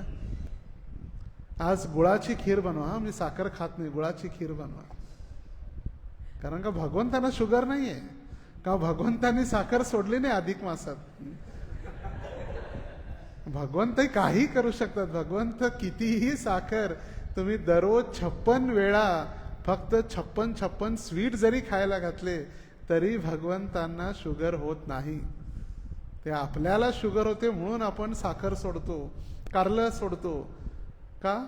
कारण आवडत नाही म्हणून. प्रभूजी अधिक मासात काय सगळे सोडायचं, कारलं सोडून देतो बस. का? आवडत नाही म्हणून सोडलंय ना. आणि म्हणून भगवंतांच्या फक्त बाह्य त्याग नाही, तर मनामध्ये जे स्मरण चालू आहे विषय वासनेचं, ते पण थांबणं आवश्यक आहे. आणि म्हणून दक्ष प्रजापती म्हणतायत की भगवंतांचे दर्शन तेव्हाच होते जेव्हा विषयांचे स्मरणही नाहीसे होते. विषय वासना सुद्धा मनात येत नाही. आपल्याला आता काय एक थोडं आपली भक्ती अशी वर खाली वर खाली वर खाली, कधी वाटतंय कुछ नाही यार संसार में. रोज असं वाटायलंय ना, सोडून देतो सगळं आता बस. कुठं तर जातो, 1 महिना जंगलात जातो किंवा 1 महिना जातो वृंदावनात जाऊन भक्ती करतो. मग लगेच दुसऱ्या दिवशी 1 दिवस गेला आणि मम्मीचा फोन आला, मम्मी आलोच. दुसऱ्या दिवशी संपलं, 1 महिन्याचा त्याग गेला.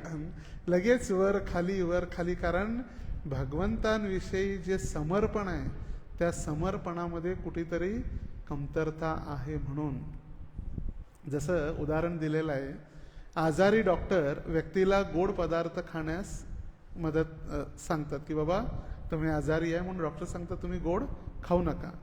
पण जो गोड खात नसला तरी त्याचा सतत त्याच्या मनात विचार असेल तर तो त्याग पूर्ण झालेला नाही. त्याचप्रमाणे भक्ती म्हणजे फक्त बाह्य त्याग नसून अंतःकरणाची शुद्धी आहे. जसं काही भक्त जेव्हा स्वीट वगैरे सोडतात आणि बाकीच्यांना कळते, विशेष करून आश्रममध्ये कार्तिक किंवा अधिक मास, त्यामध्ये प्रभूजी स्वीट सोडलं, 1-2घांनी जर स्वीट सोडलं आणि बाकीचे 30 आश्रममध्ये प्रसाद घेणार आहे आणि त्याच्या समोर बसूनच खाणार स्वीट मुद्दाम. हे जबरदस्त, हा स्वीट 1 नंबर, आज तर खीर 1 नंबर झाले. मग त्याला 1-2 अरे जाऊ दे यार, कुठली स्वीट सोडतो आणि त्याग राहू दे, मी पण द्या इकडं मी पण. त्यामुळे ती माया जी आकर्षण करत असते, माया जवनिका छन्नम, जी कुंती महाराणी प्रार्थना करतात. या ठिकाणी दक्ष प्रजापती म्हणत आहेत, यह इयते केवलया संस्थया हंसाय तस्मै शुची सद्मने नमः. तर आचार्यगण हंस या शब्दाचा अर्थ या ठिकाणी सांगतायत. हंस जसा दुधातून पाणी वेगळे करण्याची शक्ती आहे त्याच्याकडे, आपल्याकडे आहे नाही. आपल्याला कळत पण आहे किती दूध आणि किती पाणी आहे. त्याच्यामध्ये भगवंतांनी त्याला ऑटोमेटेड सिस्टीम आहे. जशी तो पाण्यात भरलं, जे पाणी आणि दूध मिक्स केलेल्या मटक्यामध्ये किंवा पात्रामध्ये आपली चोच घालतो, त्याच्यातून काहीतरी एक द्रव पदार्थ निघतो, एक रसायन किंवा जी लाळ जशी असते, आणि दुधाचं दूध वेगळं होतं, पाणी वेगळं होतं, म्हणून त्याला हंसाला सगळ्यात शुद्ध म्हटलेलं आहे. तर हंस ज्या पद्धतीनं दुधातून पाणी वेगळे करू शकतो, त्याच पद्धतीनं परमहंस भक्त आध्यात्मिक आणि भौतिक जगातील फरक ओळखू शकतो. आणि म्हणून हंसाची तुलना परमहंस भक्ताला दिलेली आहे. तथा परमहंसानाम मुनीनाम अमलात्मनाम भक्तियोग विधानार्थ कथम पश्ये महिस्त्रिय तथा परमहंसानाम. परमहंस म्हणजे या संसाराशी त्यांचा काहीही लवलेश राहिलेला नाही. जसं संन्यासीचे सुद्धा 4 प्रकार सांगितलेले आहेत: बहुदक, कुटीचक, परमहंस आणि परिव्रजकाचार्य. बहुदक आणि कुटीचक. कुटीचक म्हणजे एक कुटिया बनवतात आणि विशिष्ट त्याच भागामध्ये भिक्षाटन करून ते राहतात. बहुदक म्हणजे कुठेही भ्रमण करून ते भिक्षा त्यांना 2-4 गावांचं करू शकतात. परमहंस म्हणजे जगाशी कोणतेही नीती नियम संबंध त्यांनी काही ठेवले नाही, काहीच नाही. तथा परमहंस. आणि परिव्रजकाचार्य म्हणजे जे एका ठिकाणी थांबत नाहीत, सदैव भ्रमण करत असतात. परमहंस जसं शुकदेव गोस्वामींविषयी वर्णन केलेलं आहे. ते किती वेळ थांबायचे एका गृहस्थाच्या घरी, जितका दूध काढण्यासाठी वेळ लागतो गाईचं गोदोहन करण्यासाठी, तेवढंच. त्याला म्हटलेलं आहे परिव्रजकाचार्य. आणि प्रभुपादांना म्हटलेलं आहे जेट एज परिव्रजकाचार्य. या विमानात जेटमध्ये बसून 12 वर्षात 14 वेळा पृथ्वीची प्रदक्षिणा. किती वेळा? 14 वेळा, वयाच्या 70व्या वर्षी. इथं 17 वर्षामध्ये बॅक पेन, पोट साफ नाही, डोकं दुखू लागलं, चक्कर येऊ लागली, जरा मळमळायला लागलं, जरा जर काय प्रवास वाढला मळमळायला लागलं. इथं 70 वर्षामध्ये 12 वर्षात किती वेळा? 14 वेळा. दिवसभर प्रचार, मॅनेजमेंट, मंदिरांचं बांधकाम, कन्स्ट्रक्शन, आणि रात्र बसून ग्रंथांचं लिखाण. गुरु महाराज म्हणत होते असंभव आहे, आम्ही सुद्धा करू शकत नाही. No one can match Srila Prabhupada. आज म्हणजे आमचंही 70-77 वर्ष आहे, आम्ही अनुभव करू शकतो की किती कठीण परिस्थिती आहे, किती कठीण होतं प्रवासासाठी किंवा कुठं येणं जाणं, किती कठीण होऊन जातं कोणत्याही कार्यक्रमासाठी जाणं येणं इत्यादी. कुणाला नको आहे का मोबाईल? मंदिरात दानपेटी टाकून द्या. मंदिरात आलेली किंवा राहिलेली संपत्ती ती भगवंतांचीच असते. तसं तिरुपती बालाजीमध्ये एक आई आपल्या बाळाच्या हातात तिनं पैसे दिले, म्हणजे टाक हुंडीमध्ये, आणि हुंडीत टाकता बाळच पडलं हुंडीत. तिचा हात निसटला आणि ते बाळच हुंडीत गेलं पैशासहित. तिरुपतीच्या मॅनेजमेंटमध्ये TTD मॅनेजमेंट आहे, बाळ पण कुणाची संपत्ती आहे? भगवंतांची. त्याने आपल्या गुरुकुलमध्ये टाकून दिलं त्यांना, कारण का भगवंतांच्या इच्छेने आलं ना ते हुंडीमध्ये. तर परमहंस भक्ताची लक्षणं सांगितलेलं आहे. ते प्रत्येक परिस्थितीमध्ये भगवंतांना पाहतो, प्रत्येक परिस्थितीमध्ये तो भगवंतांना पाहत असतो. तो कधीही भगवंतांच्या इच्छेविरुद्ध कधीही कोणतं कार्य करत नाही. तर याचा अर्थ असं नाही की भगवंत प्रत्येक वेळी आदेश द्यायला येतील, चल बाबा उठ आता 4 वाजले, चल मला भूक लागली काहीतरी खायला बनव. नाही, त्यासाठी आपल्याला आचार्यांनी भगवंतांच्या इच्छे समान शास्त्रातून अध्ययन करून, जे शास्त्र, जे पुराण, जे अपौरुषेय आहेत, अपौरुषेय म्हणजे काय? वेद जे म्हटलेलं आहे अपौरुषेय ते कोणी सर्वसाधारण पुरुषांनी तयार केलेले नसून भगवंतांची दिव्य वाणी आहे आणि ती गुरु शिष्य परंपरेमधून आपल्याला प्राप्त झालेली आहे आणि त्यांच्या आदेशाचं आपण पालन करत करत करत भगवंतांची सेवा करतो. त्याला म्हटलेलं आहे परमहंस, जो सदैव प्रत्येक गोष्टीमध्ये कुणी मज निंदा कुणी मज वंदा मज एकच धंदा हरी गोविंदा, तुल्य निंदा स्तुतिर्मौनी संतुष्ट येन केनचित अनिकेतः स्थिरमती भक्तिमान मे प्रियो नरः. भगवान 12व्या अध्यायामध्ये भगवद्गीतेचा भक्ती योग जो आहे त्यामध्ये काही श्लोकात वर्णन करतात की कोणता भक्त मला आवडतो, जो कधीही ज्याची निंदा झाली स्तुती झाली त्याला काही तुल्य निंदा स्तुतिर्मौनी, त्याला काही फरक पडत नाही. अशा परिस्थितीत जेव्हा एक व्यक्ती होतो तेव्हाच त्याला साक्षात्कार होऊ शकतो. प्रभुपाद लिहितात तात्पर्यामध्ये, शुची म्हणजे शुद्ध. मनुष्याने आपल्या इंद्रियाद्वारे सेवा करण्याची वृत्ती बाळगल्यास त्याचे संपूर्ण अस्तित्व शुची सद्म अर्थात निर्मळ शुद्धत्वाच्या स्तरावर स्थित असते.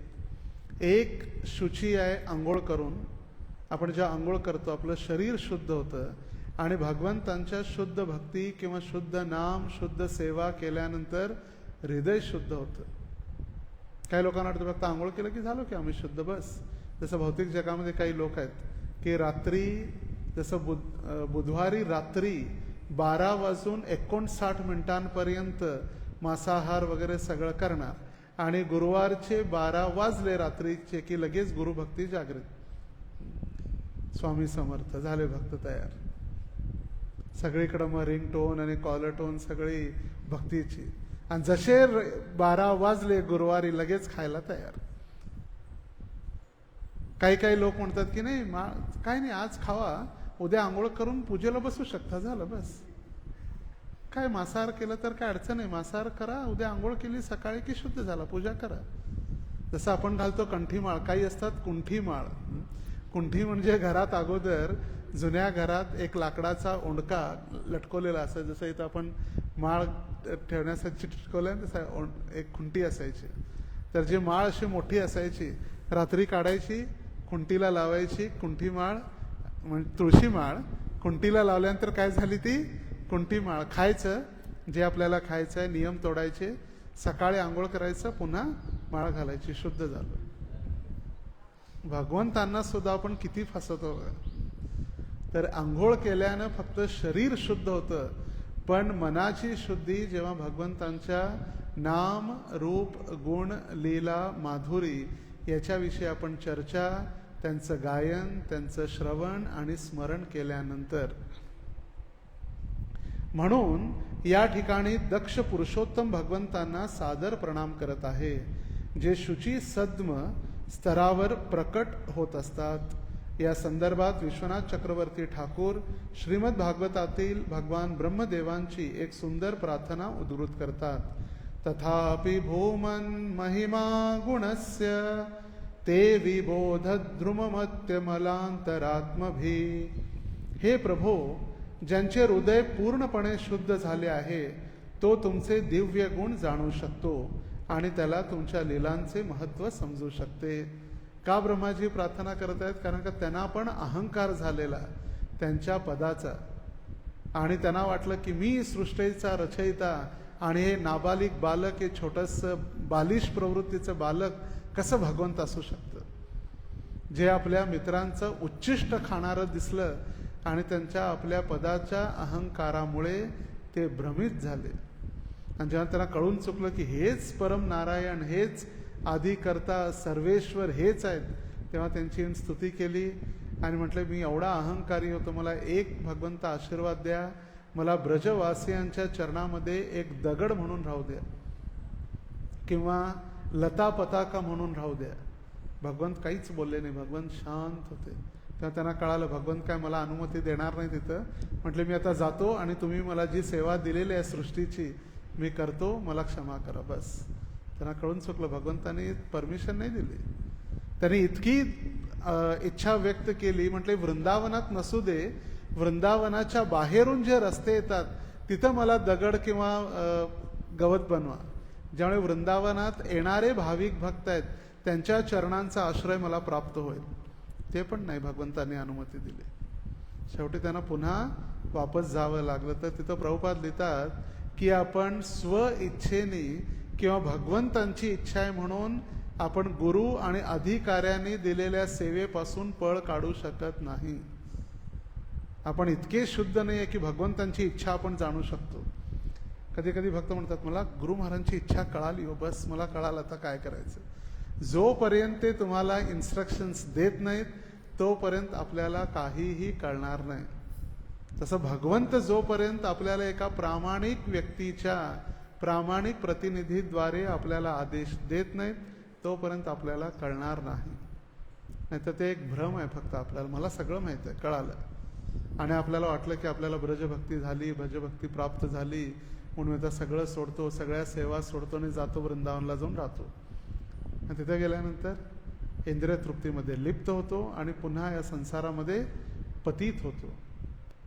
आणि म्हणून जोपर्यंत गुरु आणि कृष्णांचा आशीर्वाद प्राप्त होत नाही तोपर्यंत ब्रह्माजींना सेवा करायला पुन्हा वापस जावं लागलं. वृंदावनात अनुमती भेटली नाही तर आपण कुठले ब्रजवासी स्वतःला समजतो. ब्रह्माजी जे भगवंतांचे स्वयंभू पुत्र आहेत, सृष्टीची उत्पत्ती केली, ब्रह्मसंहिता लिहिली, ब्रह्मविमोहन लीला झाली, एवढं सगळं झाल्यानंतर त्यांना कळालं की मी फार मोठी चूक केली भगवंता. आणि ते म्हटले नाही की भगवंता मला गोपी बनव, मला ग्वालबाल बनवा, मला बासुरीमध्ये येऊ द्या किंवा मला रासलीलेमध्ये भाग घेऊ द्या. नाही, भगवंतांसमोर काय इच्छा व्यक्त केली, एखादे छोटे दगड किंवा एक गवताच्या पातीचं मला स्थान द्या. ते पण भगवंतांनी अनुमती दिली नाही. आणि म्हणून प्रजापतीच्या या तात्पर्यामध्ये प्रभुपादजी लिहितायत स्पष्ट रूपेण, ब्रह्माजींना नाही भेटली ती शुद्ध भक्ती तर आपल्याला काय भेटू शकते. श्लोक संख्या 27 आणि 28. मनीषिणोऽनन्तहृदि सन्निवेशितं स्वशक्तिनिर्भवभविष्यति वृद्धि वह्नि यथा दारुणि पाञ्चदश्यं मनीषया निष्कर्षनिन्ति गूढं स वै ममाशेष विशेषमाया निषेधनिर्वाण सुखानुभूतिः स सर्वनामा च विश्वरूपः प्रसीदतामनिरुक्त आत्मशक्तिः. आता पुढे दक्ष प्रजापती लिहित आहेत, होम हवन कर्मकांड करण्यात पारंगत असणारे महान विद्वान ब्राह्मण 15 सामिधेनी मंत्राचा उच्चारण करून काष्ठातील सुप्त अग्नी प्रज्वलित करू शकतात व अशा प्रकारे वैदिक मंत्राच्या प्रभावाची साक्ष पटवून देतात. जसं आपण परवा चर्चा केली कालच की आजकाल आपण जेव्हा यज्ञ करतो त्यावेळी पहिलाच लाकूड तयार ठेवतो, त्याच्यामध्ये भरपूर कापूर आणि सगळी व्यवस्था असते अग्नीमध्ये, अग्नी पेटवण्यासाठी यज्ञामध्ये. पण या ठिकाणी सामिधेनी नावाचे 15 मंत्र असतात. किती? 15. त्या सामिधेनी नावाचे ज्या 15 मंत्राचं उच्चारण करून आपोआप अग्नी समिधामध्ये प्रकट होते. ते कर्मकांडीय ब्राह्मण तेही करू शकतात आणि आपल्याला पटवून देऊ शकतात की मंत्रामध्ये किती शक्ती आहे. आणि म्हणून त्याला म्हटलं जातं मंत्र अग्नी, मंत्राग्नी दिला. आपण ऐक ना पेपरमध्ये वगैरे वाचतो, मुलांनी वडिलांना मंत्राग्नी दिला किंवा मुखाग्नी दिला. मंत्र अग्नी, मंत्राद्वारे प्रज्वलित केला जाणारा अग्नी. त्याचप्रमाणे ज्याची भावना वास्तविकपणे प्रगत झालेली आहे अथवा जो कृष्ण भावनाभावित झाले आहेत ते लोक हृदयात स्थित असलेल्या परमात्म्याला शोधू शकतात. परमात्मा स्वतःच्या दिव्य सामर्थ्याचे प्रत्येक जीवाच्या हृदयात स्थित असतो.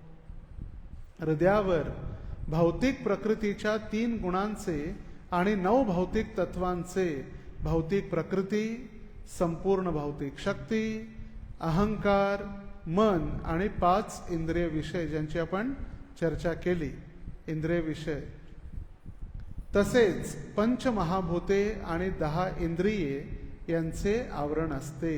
किती झाले मग? 20. ज्ञानेंद्रिय, कर्मेंद्रिय, तन्मात्रा आणि पंचमहाभूत. आणि त्यानंतर जे महत, अहंकार, सत्व, रजोगुण, तमोगुण, मन आणि आत्मा. तर अनुवादमध्ये लिहिलेलं आहे, हे 27 घटक म्हणजे भगवंतांची बहिरंगा शक्ती होय. बहिरंगा शक्ती आहे भगवंतांची. 27 घटक. महान योगी पुरुष परमात्म्या रूपाने हृदयात स्थित असलेल्या भगवंतांवर ध्यान करतात. असे परमात्मा माझ्यावर प्रसन्न होऊ देत. एकदा मनुष्य भौतिक जीवनाच्या असंख्य विविधतेपासून मुक्त होण्यासाठी उत्सुक असल्यास त्याला परमात्म्याचा साक्षात्कार होत असतो. मनुष्य जेव्हा भगवंतांच्या दिव्य भक्तिमय सेवेत युक्त होतो आणि सेवाभावाद्वारे भगवंतांचा साक्षात्कार करून घेतो, तेव्हा वास्तविकपणे त्याला मुक्तीची प्राप्ती होते. भगवंतांना अनेक आध्यात्मिक नामांनी संबोधिले जाऊ शकते आणि ही नामे भौतिक इंद्रियांकरिता अचिंत्य असतात. असे ते पूर्ण पुरुषोत्तम भगवंत माझ्यावर कधी प्रसन्न होतील? कोण विचारतंय?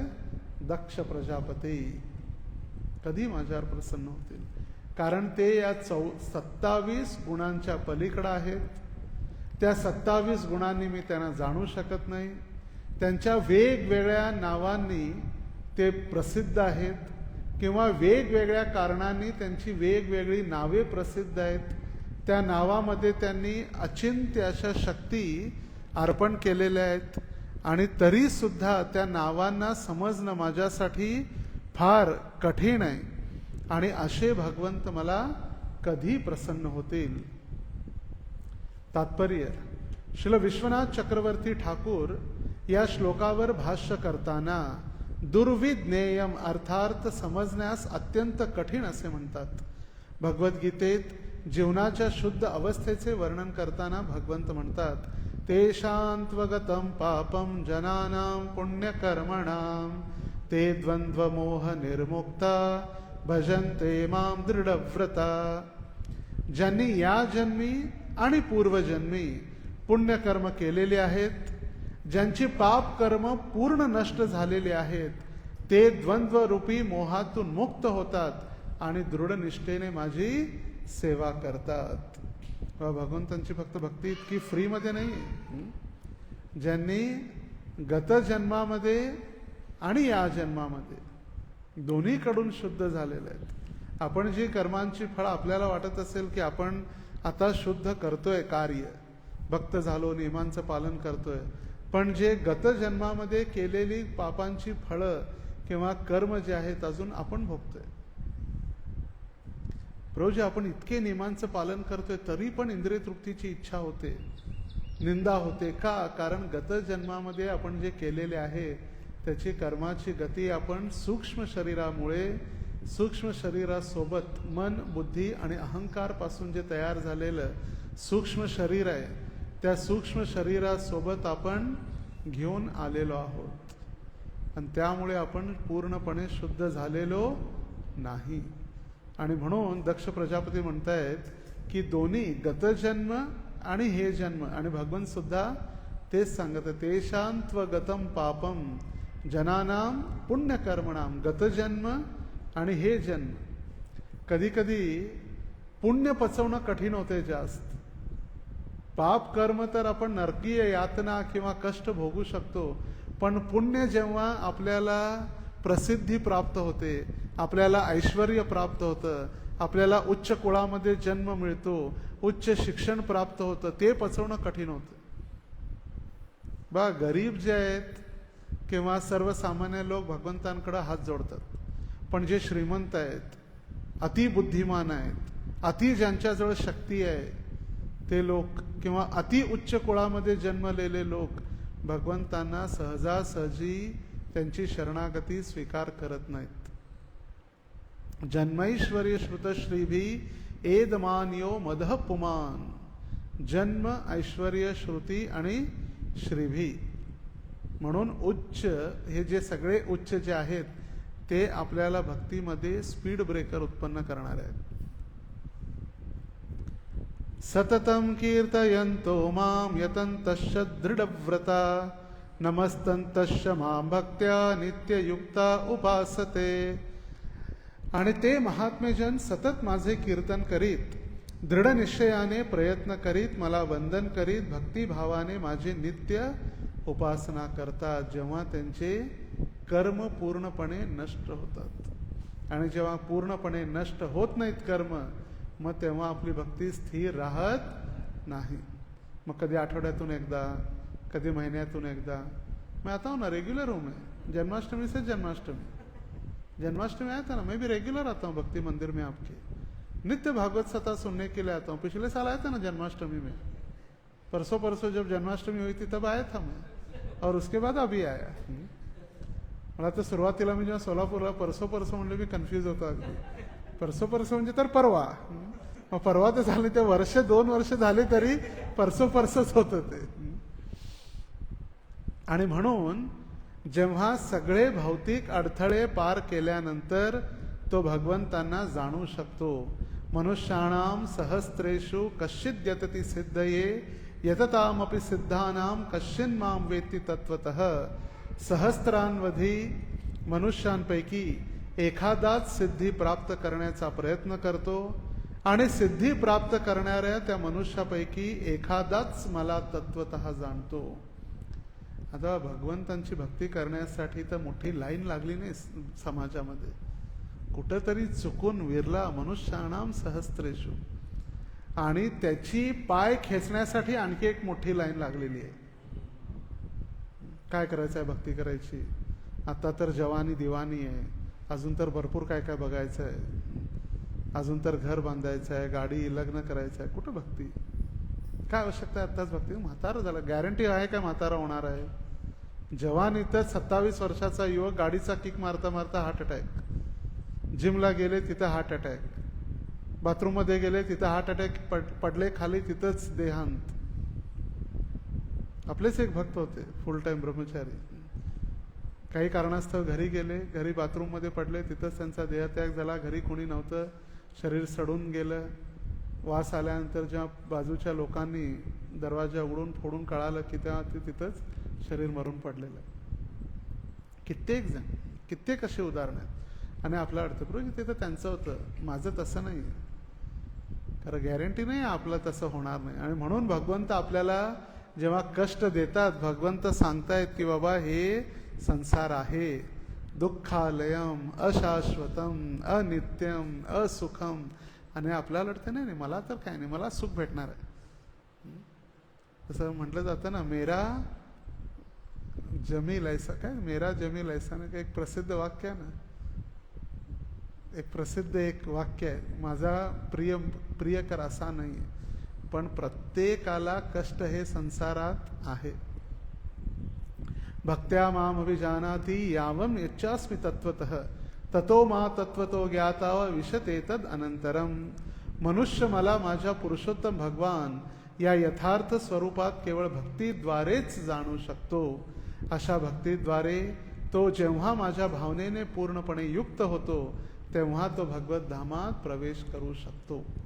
भगवंतांनी पूर्ण भगवद्गीताच, क्षमा करा, श्रील प्रभुपादांनी संपूर्ण भगवद्गीताच तात्पर्यामध्ये घेतलेली आहे आणि स्पष्ट केलेलं भगवंतांचे वाक्य देऊन. तर लोकांनी प्रभुपादांना पण नाही सोडलं. तुम्हाला कुठून कळालं की असं आहे म्हणून प्रभुपादांनी तात्पर्यामध्ये भगवंतांची वाणी, भगवंत म्हणतायत मी नाही, आणि म्हणून ते ॲज इट इज आहे. प्रभुपादांना जेव्हा किती कष्ट झाले, कित्येक लोकांनी त्यांच्यावर आरोप लावले, प्रभुपादांना नाही सोडलं. भक्तिसिद्धांत सरस्वती ठाकूरांना नाही सोडलं. भक्तिसिद्धांत सरस्वती ठाकूरांनी ज्यावेळी ब्रजमंडल परिक्रमा आणली, फर्स्ट परिक्रमा, त्यावेळी तिथल्या तथाकथित स्मार्त गोसाईंनी दगड मारले त्यांच्यावर. दगड मारले म्हटले चुकीचं आहे हे, तुम्ही म्लेच्छ लोक आणि कोणालाही दीक्षा देणं वगैरे. प्रभुपादांना किती कष्ट झाले. त्यामुळे आपल्याला जे कष्ट होत आहेत ते काय असं नवीन नाही आहे. आणि निंदकाचे घर असावे शेजारी. निंदा करणं राहणं तुला लोकांना चांगलं आहे की ते आपल्या चुका शोधून शोधून काढतं. आपल्या हृदयामध्ये जे अनर्थ आहेत त्यांना भगवंताने ती ड्युटी दिलेली आहे, बाबा तू काम कर, तू सगळ्यांची निंदा करत राहा, त्याच्या चुका काढ, त्याच्या चुका काढ, त्याच्या चुका काढ, आणि त्याला त्याचं गुणगौरव करत राहा, म्हणजे तो तरी शुद्ध होईल. जसं जरासंधला भगवंतांनी 17 वेळा सोडून दिलं. भगवान मारू शकले असते पहिल्याच वेळी, का सोडलं?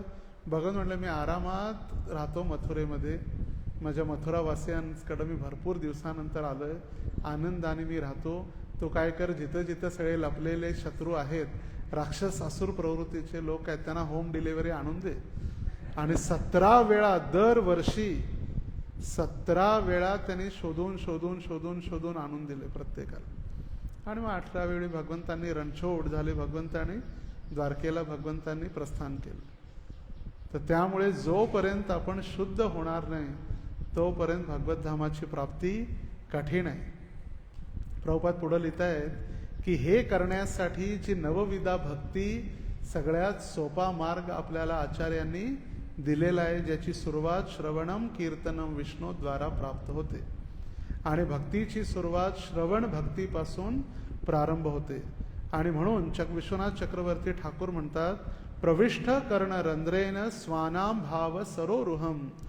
जेव्हा श्रवण आणि कीर्तन प्रक्रिया कानाच्या छिद्रांद्वारे हृदयात प्रवेश करते, त्यावेळी आपलं हृदय शुद्ध होऊ लागतं. हृदय शुद्ध करण्यासाठी एकच आहे, कानात काहीतरी ज्वालामुखी किंवा तेल वगैरे टाकून हृदयापर्यंत पोहोचते, नंतर साफ करू असं होत नाही. किंवा थोडं ब्लिचिंग पावडर कानातनं टाकू हृदय साफ होतंय का? कधी कधी कपड्याला जास्त डाग लागल्यानंतर ब्लिचिंग पावडर टाकतात स्वच्छ होण्यासाठी. सर्फने पण नाही झाल्यानंतर तुम्ही सर्फ वापरा, एरियल वापरा, त्याच्याने पण नाही झालं मग ब्लिचिंग पावडर. मग ब्लिचिंग पावडरचं पाणी करून थोडं कानात टाकलं तर हृदय स्वच्छ होणार आहे का? कर्णरंध्रेण काय? प्रविष्ट कर्णरंध्रेण स्वनाम भाव सरोरुहम. भगवंतांचं नाव, रूप, गुण, लीला आणि माधुरी. आणि प्रभुपाद पुढे लिहित आहेत की आई नंद तनुज किंकरम पतितम मा विषमे भवाम बुधो कृपया तव पाद पंकज स्तुती धुली सदृशम विचिंतय. भगवंता, मी तुमचा नित्य दास आहे, पण अनादी काळापासून या संसारामध्ये मी भटकत आहे. कृपया मला माझ्यावरती कृपा करा, मला उचलून तुमच्या चरणावरती मला एक तुच्छ स्थान द्या. आणि विश्वनाथ चक्रवर्ती ठाकूरांविषयी प्रभुपाद लिहित आहेत, विष्णू पुराणातील श्लोक, लाधिनी सन्निधी संवित त्वय्येका सर्व संस्थितो भातदाप करी मिश्रा त्वयी नो गुणवर्जिते. या भौतिक जगात पूर्ण पुरुषोत्तम भगवंतांची आध्यात्मिक शक्ती तापकारी अर्थात कष्ट देणारी अशा रूपात प्रकट होत असते. प्रत्येक जण सुखासाठी आतुरलेला आहे, तथापि या सुखाचा उद्गम पूर्ण पुरुषोत्तम भगवंतांच्या ल्हादिनी शक्तीपासून होत असला तरी या भौतिक जगात ऐहिक कार्यामुळे भगवंतांची तीच ल्हादिनी शक्ती क्लेशकारी ठरत असते. भौतिक जगातील मिथ्या सुख क्लेशांचे कारण आहे, परंतु सुखप्राप्तीसाठी केलेले प्रयत्न भगवंतांच्या संतुष्टीकरिता केले जातात, तेव्हा ते तापकारी तत्व संपुष्टात येते. आपण जेव्हा जेव्हा भौतिक संसारात सुख भोगायची इच्छा करणार किंवा सुख भोगायसाठी जाणार, त्यावेळी कष्ट प्राप्त होणार, कारण भौतिक जगत कष्टासाठीच बनवलेलं आहे. आणि जेव्हा आपण भगवंतांच्या चरणी येणार, त्यावेळी भगवंतांची आल्हादिनी शक्ती, ल्हादिनी श्रीमती राधाराणींची जर कृपा झाली तर आपल्याला प्रसन्नता, सुख आणि शांती भेटणार. अच्छे दिन आएंगे आपण जर बाहेर फिरलं तर नाही येणार. अच्छे दिन कुठे येणार आहेत? भगवंतांच्या चरणातच आपल्याला चांगले दिवस प्राप्त होणार आहेत. आणि म्हणून या श्लोकाच्या प्रार्थनेचा तात्पर्य असाच आहे की हे प्रभो, माझ्यावर कृपा दृष्टी करा, जेणेकरून मी तुमचे दिव्य रूप तथा शक्तीचे सहजपणे दर्शन घेऊ शकेन. कारण तुमच्या कृपेशिवाय मला दर्शन तुमचं होणं प्राय अशक्य आहे. अभिप्राय इम्पॉसिबल. असं म्हटलं जातं impossible is the word in the dictionary of fools. बरोबर आहे, ते अशक्य आहे कुणासाठी? भौतिक लोकांसाठी. पण जेव्हा भौतिक विषय वासना सोडून आपण आध्यात्मिक भक्तीमध्ये येतो, आध्यात्मिक जीवनात प्रवेश करतो, तेव्हा भौतिक जगामध्ये सुद्धा आपण भगवंतांचं दर्शन करू शकतो. आजही कित्येक भक्त जे आहेत ते श्रील प्रभुपादांच्या कृपेनं, श्रील प्रभुपादांच्या या आंतरराष्ट्रीय कृष्ण भावनामृत संघ रूपी कृपेमुळे आजही भगवंतांचं दर्शन घेत आहेत. मग ते विग्रहामध्ये असो किंवा देहत्याग करतेवेळी भगवंतांचं साक्षात स्वरूप असो, नामरूपामध्ये. नामचिंतामणी कृष्ण चैतन्य रस विग्रह. किती आनंदानं देह सोडत आहेत भक्त.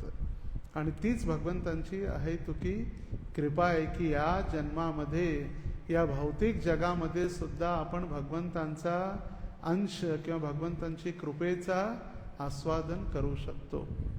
हरे कृष्णा कृष्णा कृष्णा हरे हरे, हरे राम राम राम हरे हरे. ग्रंथराज श्रीमद्भागवत महापुराण की जय. श्रील प्रभुपाद की जय. निताई गौर प्रेमानंदे. हरि हरि बोल.